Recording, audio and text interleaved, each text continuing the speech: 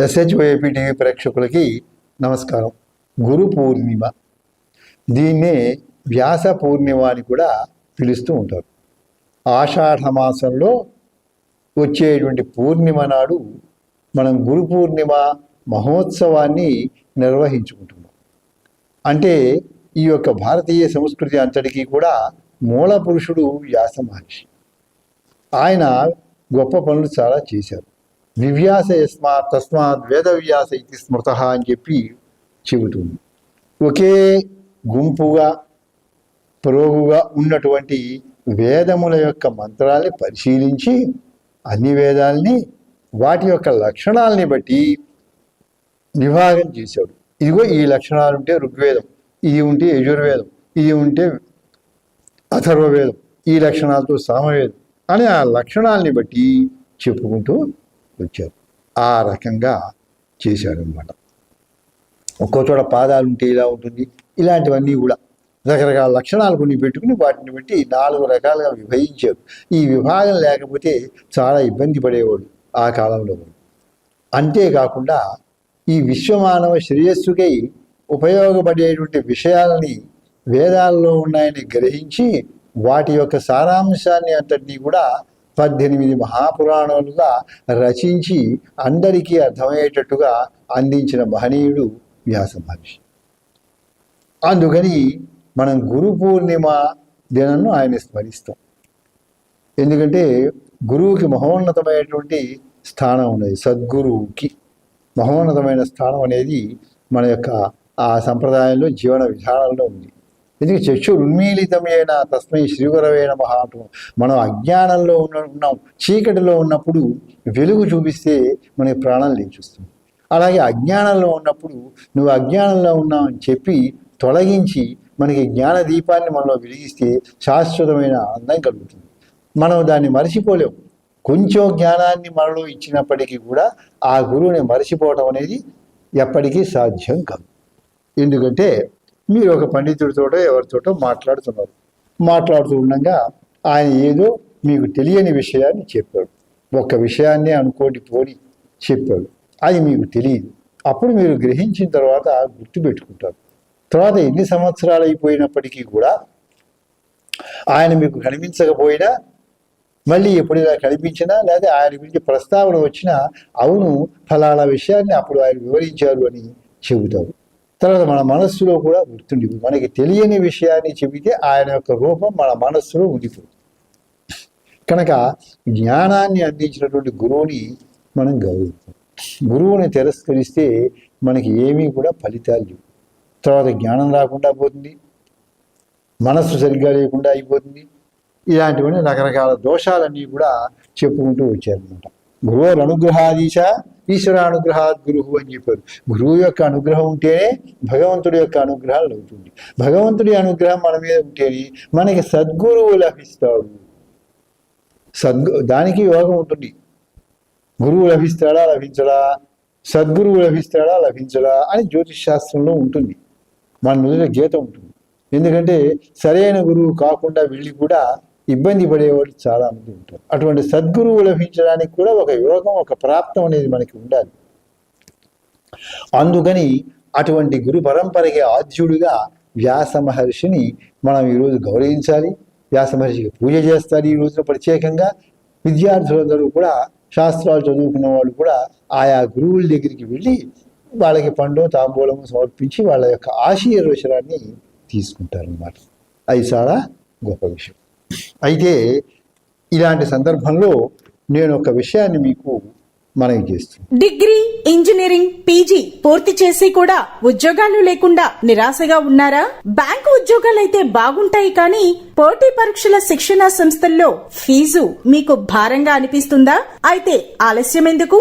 మన వెనిగండ్ల ప్రక్కనే ఉన్న కౌండిన్యపురంలోని కౌండిన్య ఐఏఎస్ అకాడమీలో హైదరాబాద్ నుండి అత్యున్నతమైన ఫ్యాకల్టీతో ఆర్థిక భారం మోయలేని వారికి సేవాభావంతో లాభాపేక్ష లేకుండా కేవలం మంచి ఫ్యాకల్టీతో అతి తక్కువ ఫీజుతో నిర్వహించబడుతున్న మన ఐఏఎస్ అకాడమీలో చేరండి, చేర్పించండి, ఉద్యోగం సాధించండి.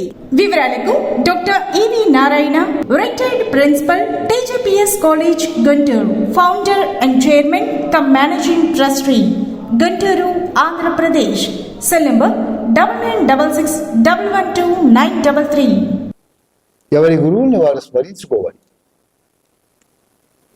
1వ తరగతిలో చేరినప్పుడు మనకి ఈ నేర్పినటువంటి గురువు కూడా ఉంటే మనం గుర్తుపెట్టుకోవాలి.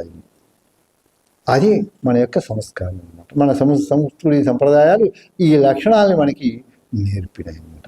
అయితే మేము చదువుకున్న ఒక గురువు గారి గురించి మీకు కొద్దిగా పరిచయం చేస్తాను. తెనాలి KLN సంస్కృత కళాశాల అని ఉన్నాయి. ఆ కళాశాలలో గొప్ప గొప్ప విద్వాంసులు చాలామంది పనిచేశారు. మన ఆంధ్రదేశంలో ఉన్నటువంటి సంస్కృత కళాశాలలో చాలా ప్రాచీనమైన వాటిల్లో అది ఒకటి. మొట్టమొదటి విజయనగరం మహారాజా సంస్కృత కళాశాల బ్రిటిష్ వారి హయాంలో పెట్టారు. తర్వాత తెనాలి కళాశాల పెట్టారు. తర్వాత చిట్టిగూడూరు. ఇటువంటివన్నీ ఏంటంటే అతి ప్రాచీనంగా ఉన్నటువంటి కళాశాల. దాంట్లో పోతుకుచ్చి సుబ్రహ్మణ్య శాస్త్రి గారిని ఉన్నారు. వారి ఫోటోను కూడా మీకు ఇక్కడ ప్రదర్శిస్తున్నాం అనమాట. వారు చాలా గొప్ప వ్యక్తి, వ్యాకరణంలో చాలా గొప్ప వ్యక్తి అనమాట. కనుక వ్యాకరణ అలంకార, సాహిత్య అలంకార ఇలాంటివన్నీ కూడా ఉన్నాయి. ఆ రోజుల్లో ఏంటంటే ఇది ఎప్పటి మాట అంటే 60 ఏళ్ల క్రితం మేము చదువుకున్నాం అనుకో, 55 ఏళ్ల క్రితం చదువుకున్నాం అనుకోండి. అప్పటికి వారికి 60 ఏళ్ళు అంటే వారు చదువుకున్నాడు కంటే 100 ఏళ్ల క్రితం. కనుక 100 సంవత్సరాల క్రితం మన ఈ భాషల్లో ఎటువంటి ప్రావీణ్యం ఉండేది, ఎలాంటి పట్టు ఉండేటువంటిది, ఎంత స్టాండర్డ్గా ఉండేవి. ఆ రోజుల్లో చాలా కష్టంగా ఉండేవి. విద్య అనేది సరళం అయిపోయింది రాను రాను.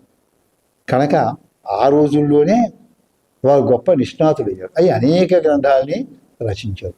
అచ్చ తెలుగు పదకోశము అని అచ్చ తెలుగు గురించి ఒక పెద్ద డిక్షనరీనే తయారు చేశారు. దానికి వ్యాఖ్య రాశారు. ఉత్తర సోముడు నాచన సోముడి ఉత్తర హరివంశం ఉంది. ఉత్తర హరివంశాన్ని నాచన సోముడు రాశాడు. మన తెలుగు కావ్యాలకి చాలా కాలం వరకు వ్యాఖ్యానాలు తర్వాత అన్నీ వస్తున్నాయి. ఇప్పుడు అన్నిటికీ వస్తున్నాయి. కొంతమంది ప్రయత్నం చేసి కూడా వాటిని రాయలేక మధ్యలో ఆపేశారు. ఎందుకంటే నాచన సోముడి ఉత్తర హరివంశం చాలా కఠినంగా ఉంటుంది. అటువంటి దానికి వారు వ్యాఖ్యానాన్ని రాశారు. అది ఒక గొప్ప విషయం. అంతేకాకుండా మధురా విజయముని సంస్కృతంలో ఒక కావ్యం ఉంది. మన విజయనగర సామ్రాజ్యాన్ని స్థాపించినటువంటి హరిహరరాయలు, బుక్కరాయల గురించి స్మరించుకోవాలి. వారిలో బుక్కరాయల యొక్క కోడలు, వీరకంపరాయల యొక్క పత్ని అయినటువంటి గంగాదేవి అనే ఆవిడ ఒక కావ్యాన్ని సంస్కృతంలో రాసింది, మధురా విజయం అనే పేరుతోటి. ఆ కావ్యానికి వీరు ఏం చేసి సంస్కృతంలోనూ తెలుగులోనూ కూడా వ్యాఖ్యానాలన్నీ కూడా రాశారు అన్నమాట. అంత గొప్ప పరిశ్రమ చేశారు. ఇంకా ఏమిటంటే ఇంకొక విషయం ఉన్నది.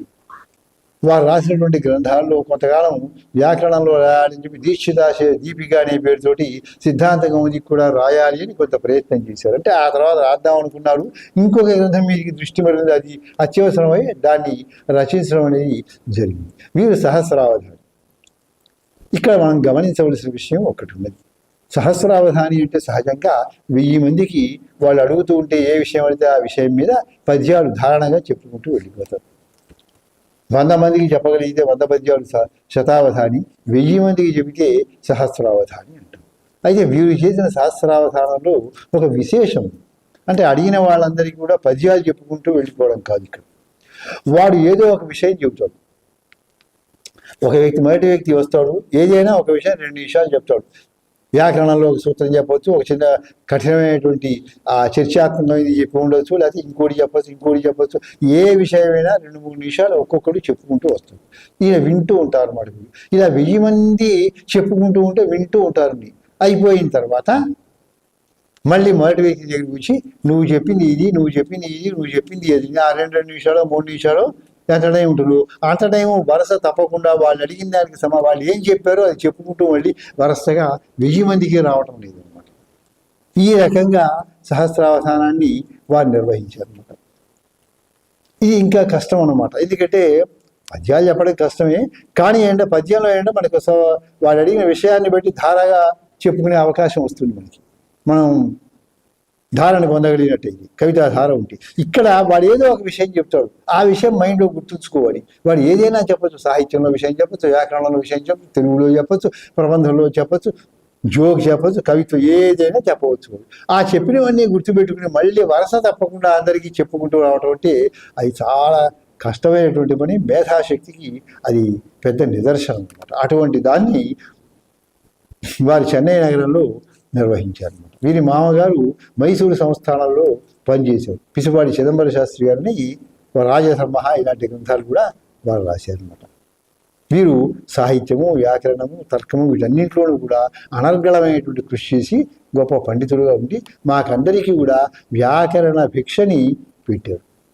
ఇంకా ఏంటంటే నేను రాసినటువంటి చిన్న చిన్న కావ్య నవగ్రహ స్తుతి అని ఒకటి, చైతన్య నందనం ఒకటి, దేవతా స్తుతులకు సంబంధించిన కావ్యములు ఉంటే వాటిని వారికి చదివి వినిపిస్తే వారు ఆశీర్వదించారు అన్నమాట. అది వారి యొక్క గొప్పతనం.